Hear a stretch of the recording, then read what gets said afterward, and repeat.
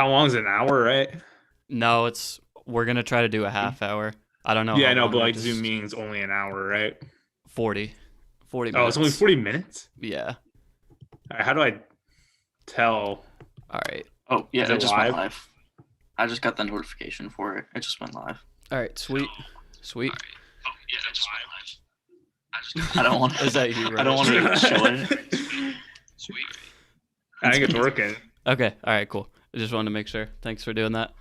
All right. All right. So let's get started here. Thanks everyone for joining us. This is the In the Paint podcast. I'm Charlie. We've got Elijah and Riley on the bottom here. Thank you guys for joining me. And Jeez. so before we get started, today's episode is brought to you by Bluehost. Bluehost is a web hosting platform. So if you guys are looking to make a website or looking for a new hosting platform, check out Bluehost. Link is in the description. Thank you, Bluehost. So, first topic, return of the big three guys. Elijah, I'm going to start with you. What did you think of the big three these past two games having Kemba come back? I think they're obviously struggling defensively. You can just tell by the way that they play and the system that they set up. They're definitely struggling. So they need to figure that out, and they need to figure it out fast, because if they don't, they're not going to do well this season at all. Yeah, I mean, like, how much do you think it is from Kemba just being rusty? It's a lot of it, because he's missed so much time, and they want to just keep doing the same thing that they did in the bubble and just keep ramping up his minutes like slowly. But also at the same time, you need him back, because he obviously can't do what he did last night and only score 4 points. Yeah, I don't know about you guys, but a lot of Celtics fans, it seems like they've turned on Kemba. Like, I'm seeing a lot of trade Kemba stuff. Like, personally, I'm not in that camp. I like Kemba. I just feel like Would you trade Kemba for Bradley Beal? at this point Kemba's not tradable because he's got his knee issue and he's on a really expensive contract. Like, I don't know what you'd even be able to get for Kemba at this point, to be honest with you. Yeah. I mean, probably at least 2 decent role players, if you're going to be honest. He's at what, like 30 something mil this year, and he's going to go up. Then, I mean, if we can at least get 2 decent role players that can come off the bench and score and do something better than he has this season, then definitely. Yeah. Yeah. Like, I don't know. I understand that, but I would give it more time personally. Like, just considering he just came back. I don't know, but you've definitely seen a lot of like trade Kemba talk. I don't know if you guys have been like on I any feel like like he's never really played that well for the Celtics, if that makes sense. Like, I yeah, get your stats aren't gonna be as good, but he was balling in Charlotte, dude. dude, and the same thing happened with Hayward too. I Like, know. They just come to the Celtics, they just low key kind of suck. yeah, Like now Hayward's kind of balling. I get it's part like because obviously, they're better players on the Celtics and it's a better team, but yeah. still. It's just a different role, I guess. Like getting used to it for them might be tough. Like, I mean, like Kyrie, yeah, it's just kind of like a long list. Kyrie had his moments on the Celtics. Like, Yeah, but he wasn't like Hayward bad. well, Hayward got hurt first game. That was tough. So, Oh, yeah. That you I was guys were watching watch we that? watching that Yeah, together? yeah, I think we were. Dude, that was wild. that was a rough game. So I cried. I I had on his jersey too, and I was like, "Oh no, am I supposed to take this off now?" Or yeah. So anyway, moving forward here, obviously the Lakers beat the Celtics this past game. And that was where we've gotten to see a lot of the big three. Got more minutes from Kemba. It was a tough game. Honestly, it seemed like it was sloppy on both teams. Low scoring. What do you guys think of the game? Did you guys watch it? I gotta be I honest, watched the I only watched the highlights. highlights. Yeah. That's okay. What do you think of the highlights? I mean, I saw Tice take what I thought was a lot of threes, but it was only 3. He only took 3 threes, He's and he efficient made though. 2 of them. Yeah. I mean, I think if we play him at the 4, I think he's better off, honestly. Probably. Just he's good for space in the floor. I feel like with Tice, as long as he doesn't get into foul trouble, he'll give you good minutes. But the problem is he gets into foul trouble a lot. So I don't know, bro. I don't. Tice ain't it for me, dude. Really, I feel like the Celtics need a big, like a solid. I know they have who they just pick up. Did they just pick up someone this offseason? Yeah, Thompson. Tristan Thompson. But he's been horrible, dude. Yeah, I mean, he used to do okay with Cleveland when LeBron was there. He would get like decent numbers, but it's funny because when we signed Tice, everyone was hyping him up. They thought it was like exactly what we needed. And like I threw out a question on my YouTube channel, like, do you guys think Thompson will start over Tice? And everyone was just trashing Tice at the time, but like now he's basically the best center on the team, and Thompson has just been declining. Like, I mean, we saw in this game against the Lakers, his minutes went down significantly. I think he only played like 15 minutes. So Yeah. that's just But yeah, at least he was efficient though. Yeah. They haven't found a way to get him involved in the offense. He'll get you the rebounds, but aside from that, he doesn't really do much. I mean, that's all he really did in Cleveland though, right? Yeah, but he was averaging like 10 points. I think with us, he's averaging like right 4. Okay. So. Jeez, yeah. Yeah, it's just another case where like our free agent signing is kind of screwing us, and yeah, love it. It's been like that with Jeff Teague too, really. If we want to get into the free agent signings, but I had Teague on my fantasy team, and I was like, oh yeah, this man's gonna ball out, and he gave me like 6 turnovers like the first game, and I was like, nah, I'm dropping you.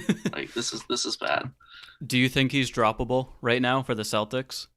Oh yeah, definitely. If he keeps playing the way that he is, and he keeps trying to keeps giving us a bunch of turnovers, definitely. Yeah, I was watching. I think it was against the Spurs. He had like this horrible turnover, and like you could see him like smiling and like laughing. It's like you're playing like crap right now. Like I don't even know if he's trying or if he just doesn't have anything left in the tank. He's pretty old. I mean, what was it, like a 1-year contract that we signed him to? It was like 1 year, $2.5 million or something like that. So yeah, I mean, and then Thompson's 2 years. So yeah.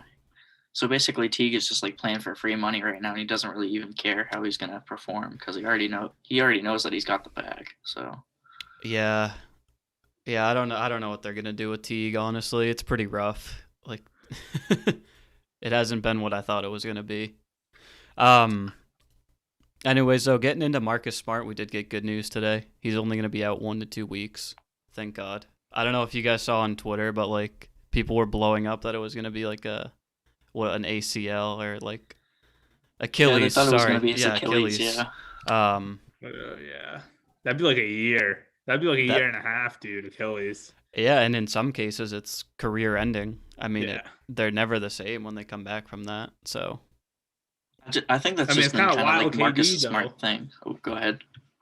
Sorry, KD though. yeah, I don't know, dude. KD is looking pretty good. well, and a lot of people were comparing Smart's injury to like what happened with KD because they were saying it looked similar, and like with KD, they called it a calf strain, but then it ended up being his Achilles. Dude, that's wild, bro. So, what were you gonna say, Elijah? I mean, like, if it ends up being the Achilles, then yeah, at least he has time to, like rehab it and stuff like that. I think he's come close on a lot of stuff too, because I remember a while back whenever he like punched the, wasn't it like a painting or a mirror, and he broke his hand and he had to like completely relearn how to shoot. So like he's just used to it now. He dives for balls, and he, wants to put himself at the fullest extent of his body can handle. So, I mean, if he's going to get injured, then he's going to get injured and he'll just rehab from it. But yeah. And, I don't know if I want to go here, but like, also thank God it wasn't an Achilles injury, because like if we do end up wanting to trade Smart before the trade deadline, now he at least has some value, because like, if it was an Achilles, it's like, who are we going to trade? I mean, maybe Kemba. I actually had that as a hot take. Yeah, it's definitely a hot one because some people love him, some people hate him.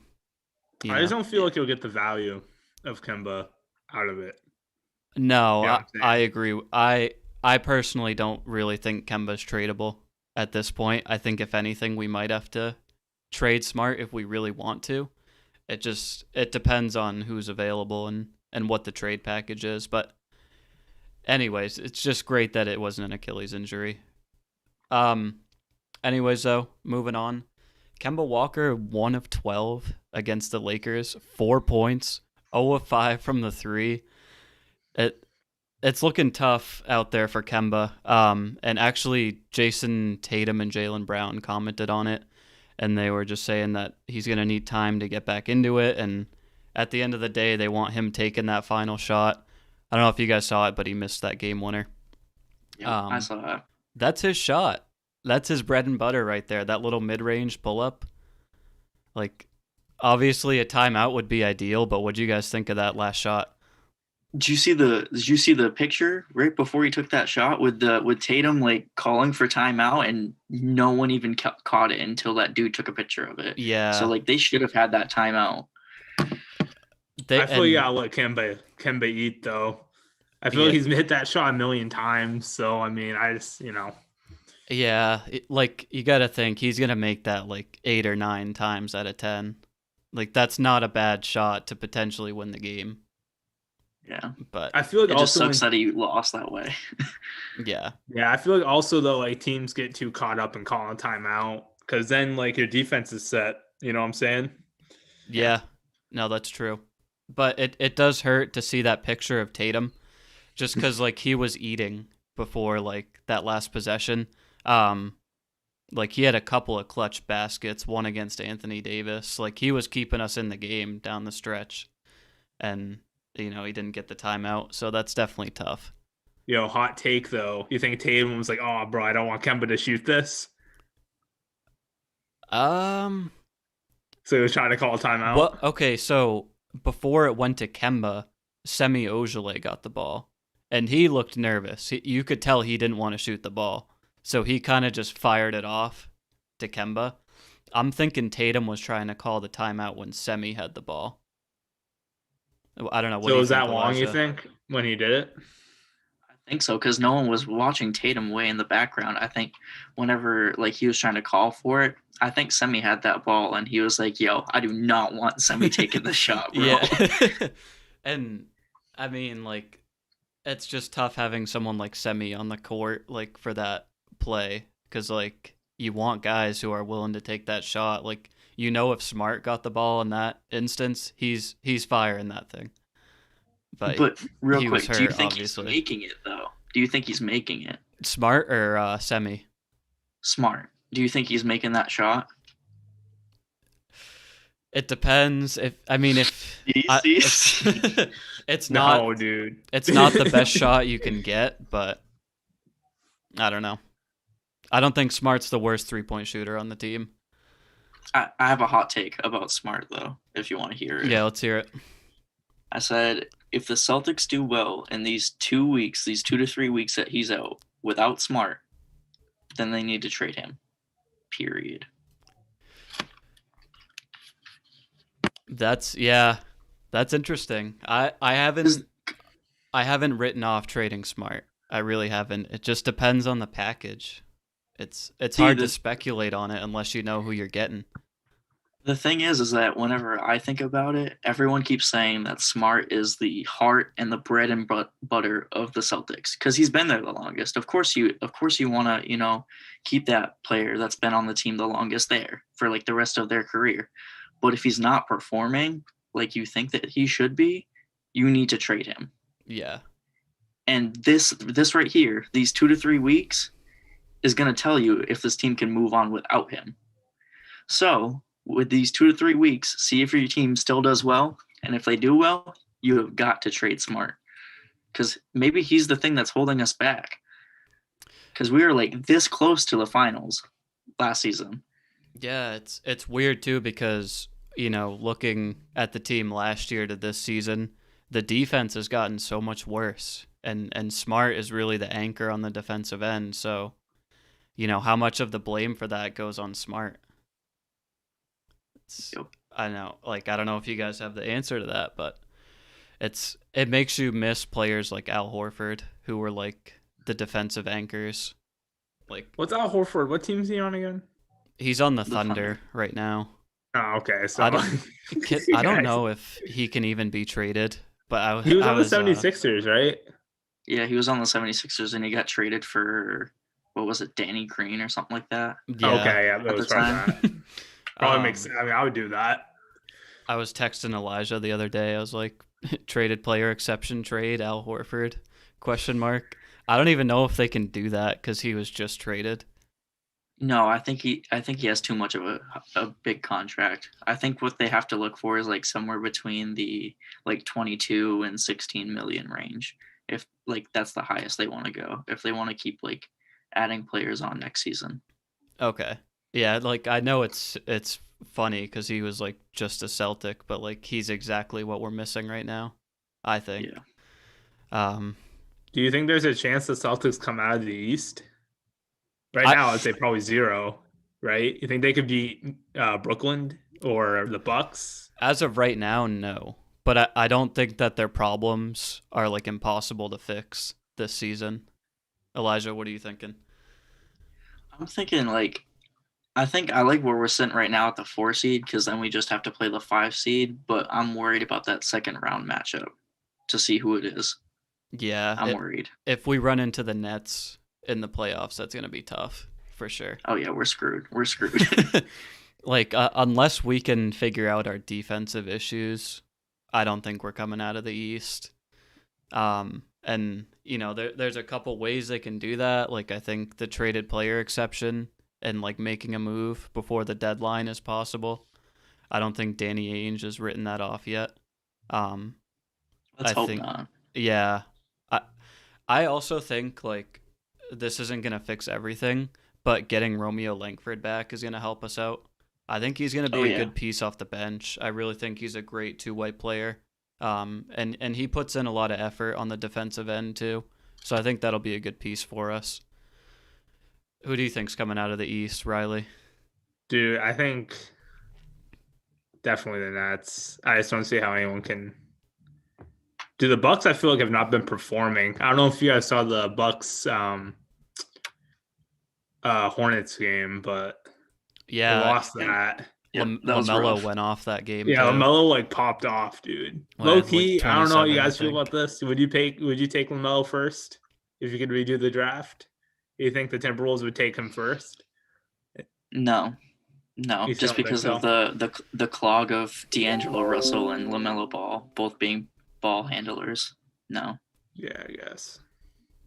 All right, but they do they need to fix that too. But that's a different day. Just going to check out some of the comments from stream. Thanks everyone for joining. Corbin, Jacob, Michael. Yeah, so I got a comment from Alex. I was thinking this too. If Kemba makes that shot in the game winner, the conversation's completely different. Definitely. Yeah, I wouldn't even have this headline at the bottom of the screen, talking about how bad Kemba played. Just the narrative is going to be controlled by that final result. But like I said, personally, I'm not in the camp of trade Kemba yet. I think that he'll get going at the season keeps going on. Did you hear the rumors about him before the season started? No, what are you referring to? So apparently Danny Ainge reached out to the Bulls about a trade package from the Bulls for Kemba. And it was centered around Kemba to send him to Chicago. For Zach LaVine or something? Oh, I think I did see that, yeah. It was for Lauri Markkanen and Wendell Carter and some other player. And I was like, that's a very clogged front court right there. If you have... Because then the Celtics just need a big, bro. Yeah. Good big. It's so clogged. Then you'd have Jayson Tatum, Lauri Markkanen, and Wendell Carter all just clumped together. Got an interesting one here from Michael. 3-team trade: Boston, Toronto, LA. Boston gets Boucher, Ibaka, Beverly. Clippers get Lowry and Thompson, and Toronto gets Kemba. It's interesting there. I do like Ibaka a lot. I think he addresses part of that problem we're having in the front court. Who would you get rid of though as a big from the Celtics? Because you still have Time Lord and Thompson. No, he was saying send Thompson to the Clippers. Okay. Yeah. I the only part I don't like is Beverly. I'm not a huge Pat Bev guy. I don't know about you guys. No, I mean he already Boucher has doesn't smart. really sound pretty good either. I feel like a lot of the time he's like running up and down the court, not doing anything. Anyway, let's keep moving forward here. So update on the front court. Daniel Tice and Robert Williams are out playing Thompson. Plain and simple. Thompson's not looking like himself. I don't know what he needs to get going, but Robert Williams looked pretty good against the Lakers. What do you guys think of that duo of Tice and Williams? It's a better double big lineup. They definitely figured it out. Yeah, I like having Tice at the 4, and I think Williams has looked better defensively. Like, he actually is altering shots, I think, more than the other bigs on the team. You a Robert Williams guy, Riley? I don't know. I feel like I don't really like Tice. I don't know. Like, at least when I was watching the playoffs last year, maybe he's gotten a little bit better, but it was just so bad, dude. He couldn't make a shot. I feel like maybe that's like just me With Tice. Yeah. And he got into foul trouble a lot too. That's I don't know. We brought that up briefly earlier, but I just feel like the Celtics need like a I don't know, like a DeMarcus Cousins or someone who's just like a Blake Griffin or someone, like someone who could like shoot a little, but also is a big body. You can just go in there, athletic, get the rebounds. Maybe Kemba throw some oops for him. You know what I'm saying? I feel like they just need someone like has more of an offensive threat. Too bad Griffin's contract sucks. I mean, dude, imagine being in Detroit, going from LA to Detroit, bro. It's just that's. He's also been like hurt the past like 2 years, so I don't know if I would actually do that, but yeah, his athleticism has definitely gone down. I mean, no, his knees are down. I don't even know if he can dunk anymore, to be honest.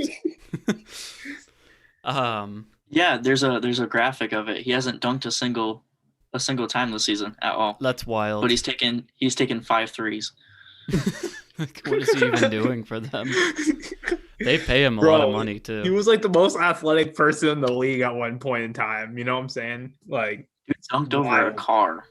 Yeah, that dunk contest was rigged too. Look it up.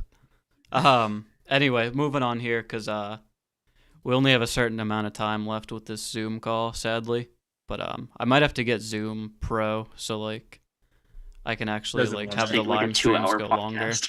Yeah, or at least an hour. I want to get them to an hour at some point. Anyway, so Jaylen Brown, Jayson Tatum combined for 58 points against the Lakers. I mean, this season has definitely been up and down, but one constant has been that this duo is legit. What do you guys think about those two? I think fire and ice. Yep. Like, if you had to pick one, which one would you take for your team? Tatum. Yeah, Tatum. Yeah, I would too. I'm a Duke fan. It's close though. So. It's close. I don't know. I feel like Brown's gotten really good the past like couple years. Like Tatum kind of came in to the league kind of on fire, but I feel like it took Brown a little bit of time to kind of find himself, Like, that duo is beastly, and I think could potentially in a couple of years, bro. Like, I think that if you're the Celtics, those are the two guys you do not do anything with. Hold on to them, but everyone else I feel like is fair game and trying to work on like what's gonna put them in best positions to succeed. And Jaylen Brown's definitely been the better player this season, like statistically. Oh, yeah. And I don't know. I love both players. But I feel like Jaylen Brown just puts more pressure on the other team's defense. Like he gets that ball and he's making a decision whether he's shooting the three, he's driving, drawing contact. Whereas sometimes Tatum will kind of get the ball and rhythm dribble and do that step back. But like with Brown, he's got the ball and he's going to put pressure on you right away. And he does it efficiently too. There's just a lot to like there. I'm just happy that we have both of them on our team. You know, like we've gone from what was it, like the 2012, 2013 Celtics, and we were looking really, really rough. And now we've got these two absolute, like they're probably both gonna be all-stars this season. Yeah, that's fitting that you mentioned that. I just changed the headline at the bottom. So are you guys thinking Jaylen Brown's going to be an all-star this season? Easy. I think the verdict's Without out. a doubt. Without a doubt. Unless he like severely declines moving forward, but yeah. When's All-Star this year? Is there even going to be an All-Star game, or are they just doing yeah, they're still hammering out the details. I think there will be, but it's just going to be like, it's going to be with like COVID March in 7th. mind. Yeah. And there's Didn't Miami have fans in attendance this last game with like the COVID dogs?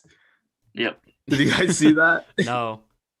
Yeah, the COVID sniffing dogs. They're trained to sniff out COVID.